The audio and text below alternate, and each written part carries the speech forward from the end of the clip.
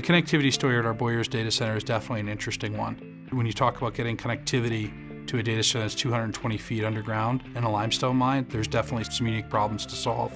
We actually have 5 different carriers that have diverse dark fiber into the mine, and we have the ability to take customers out via multiple routes of diverse dark fiber on multiple carriers.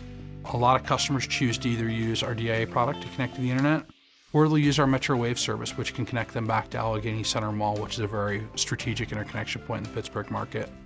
The other thing a lot of customers do is they'll leverage our virtual cross-connect product, and they'll use that to get back to either Northern Virginia or the New York Metro, where we can give them connectivity out to those regions. If they're going to talk to a cloud provider, it's going to be that way.